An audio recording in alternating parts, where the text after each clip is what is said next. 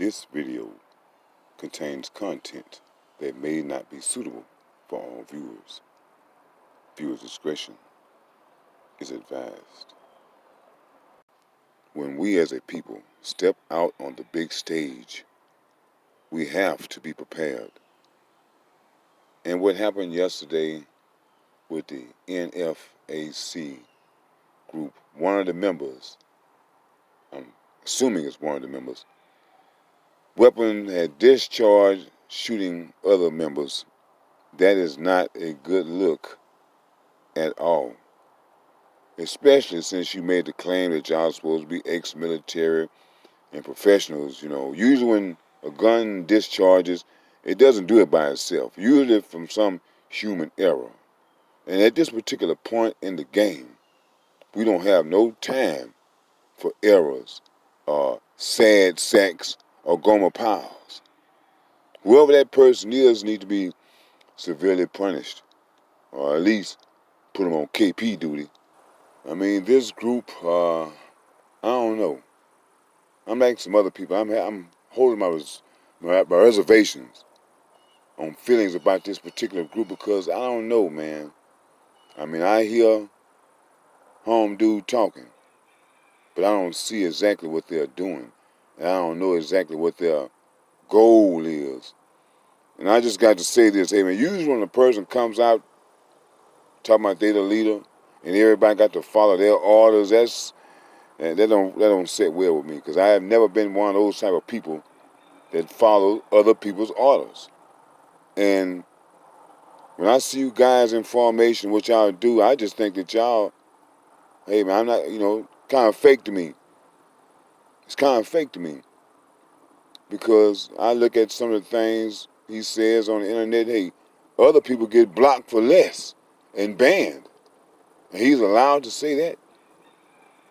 Then you go up to this Stone Mountain place, and there are nobody there with you. You say they on the inside. Well, hey, y'all so bad, y'all should have went and kicked the damn door in. We come there to see y'all. Y'all not gonna hide. I mean, that's what I would have. That's what I thought you probably would do. But you just want to show people that you showed up.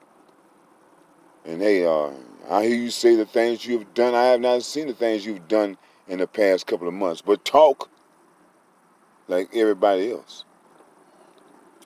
And I've been noticing that this movement that we had after the murder of George Floyd has been watered down. Not everybody stepped in and taken over the movement. Gay folks taking over the movement. You got white folks taking over. You got all people with these other different agendas that has came in and has took over the movement that the blacks had, that we started. This happens too many times. And we don't need nobody's help. Because when they help, things just go bad for us. When I saw this guy, Grandmaster Jay, talking about he was going to accept help for some white group or whatever, they reached out to him. Hey, man, we don't need your help, sir. What you white people need to do is ask yourself, what can I do to help if you really want to help us? Ask yourself, what can you do to help us? And if it is standing alongside of us, that is not what it is. That has never helped us as a people. That has always hurted us. Let us do what we're doing on our end, and you do what you're going to do on your end where you're at, not where we are at. After the young man, Michael Brown, was gunned down by a racist cop, they started the campaign, oh, hands up, don't shoot. But since then, how many blacks have lost their lives with their hands up? No weapons at the hand of another racist cop. Up in New York, you had Eric Garner get choked out by some cops over selling loose cigarettes. Started the campaign, I can't breathe. But did it stop? No, because what happened to George Floyd? Knee on his neck, choked out by another racist cop. So we start these little movements and campaigns and slogans. Why does it we get a little angry, and then it ends up going nowhere. I mean, can you always blame it on Al Sharpton, even though I really do blame him a lot? I really do feel as if he's an agent that is sent out to make people calm down. But can you really blame it on them, or is it our fault for allowing people to come in and play us like a bunch of damn suckers? And we need to stop doing that. We need to stop letting people play us, man. People, I've noticed, they really want to go back to life as it used to be. And only a few of us that are enlightened know that life is not going back that way. And instead of black people saying, well, look, man, let's start planning for us for tomorrow, because we see things are not going back that way. So we need to have us a plan on what we're going to do in the future. And instead of us doing that, we are sitting back, waiting for the big boom to come in on our behinds. With all these campaigns and slogans of hands up, don't shoot, I can't breathe, we shall overcome, whatever it is, now you have people acting as if, pretending as if they are concerned about the black man's welfare with these coronavirus testing sites. And people can't see what that is all about. So I feel really sorry for us as a people. Some of us just not gonna make it. Hey, I really hate for it to see it, but then in one ways I want to see it, because some of us really need it. The people, man, that purposely sell us out, they need it. For the past, I would say 10 or 15 years, I have been noticing that military vehicles were coming in on the train tracks. And other people from around America were posting the same things. Then you had some people saying that they saw some UN peacekeeper troops here. And you have these troops that are coming in to go against protesters. Where are they coming from? Now all this stuff is starting to come into play. And hey, I'm telling you, a lot of people are just not going to be prepared for this. And I feel sorry for a lot of people that have moved into the city, because I've always been saying that, hey man, black people should maybe think about getting out of America for at least for a little while till this stuff blows over. And I think that window of opportunity is just about closed, because they're shutting down the borders. A lot of people are not accepting American citizens in their country. So we're pretty much going to be stuck to deal with whatever it is they have planned for us to deal with. And I'm telling you, it's not going to be nothing nice.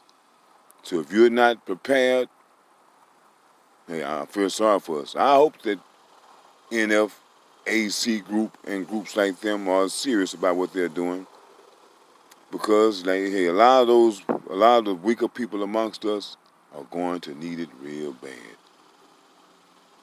They're going to need it protecting. The ones who say that, oh, we don't need guns. The ones who trust in the government. The ones who, for some reason, cannot recognize that the people that they look for help just don't like them, never did like them, and really seek to see them just be done away with. And yeah, I just never understand like these campaigns with people getting on the ground. You cannot shame these evil people. That has been tried in the past. That Martin Luther King thing, thinking he can shame these people in public about how bad they treat black people. You think these people from around the world don't know how we're being treated here? Some of those people have treated black people the same way. Just they don't have no black people that are treated like that.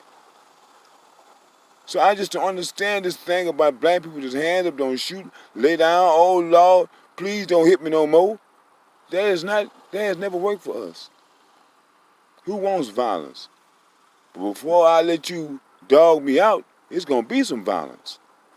You know, when I was a kid, during the civil rights struggle, you know, God rest this man's soul. He was my elementary school principal. His name was John White, like my brother. But this man wanted us to be abreasted with the issues that were concerning black folks at that particular time. So we saw the films on the protests and how they were doing black people and what our demands were. And I'm looking at it today, how our demands were not met. And as a person that saw it then and is seeing it now, I see where the mistake lies. The mistake lies within us as a people, because we let people be placed in front of us that they say are leaders that we don't even know nothing about. He just pop up and say, he a damn leader. And we allow things to happen that we can easily stop just by saying, no, man, you're not doing that.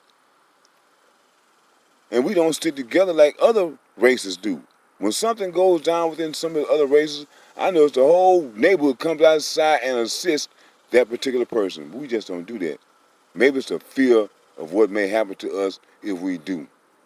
But we need to get rid of that fear. Where our biggest problem lies is that we are too trusting of other black faces just because it's a black face. And every time we do that, we don't know these people, don't know their background. I mean, I'm from the old school, man. Who your mom is? What your mama name is? What's your grandma? Where y'all from? That way I can kind of like find out who this person is and see what their background is all about. But we always allow people in who have the intentions of destroying us. And as I said, it's our own fault because we allow this to happen too many times. There is strength in numbers, but guess what? Why throwing a weak person just to have large numbers? You just have an army full of weak members. I'd rather have 10 strong members than 1,000 weak members. You know, it's sad that we have been around these other people so long that we are starting to act just like those other people. I remember when we had control. Certain things that black people just didn't do. You didn't hear nothing about black people going and murdering their whole family and themselves because he couldn't stand some type of pressure. But today it is happening because look who they hang around. Now here it is when that thing started in March. It's almost August. Oh, I guess everybody else still potentially got a chance of catching it. When supposedly in 14 days this shit's supposed to be over. But it's not over. Because they just, playing everybody else along as they go. When somebody gets tired of it and exposes the whole mess, then it'll stop. But until then, enjoy this crazy ride we're going to be on, just like the 9/11 ride we was on. And here's another thing which I don't understand. I mean, if I was some type of army leader, I would not tell the enemy where I was going to show up, what time I was going to show up, how many people I'm going to show up with, what I'm going to have when I show up. That doesn't make any sense to me. But I understand that in war it will be senseless to tell your true plans and intentions. But why even say anything at all if you know you're not going to do anything? So, as I say, I'm too old of a cat to be called a kitten. You just can't BS me. And I smell BS coming from all directions. I notice that people always say what cannot happen.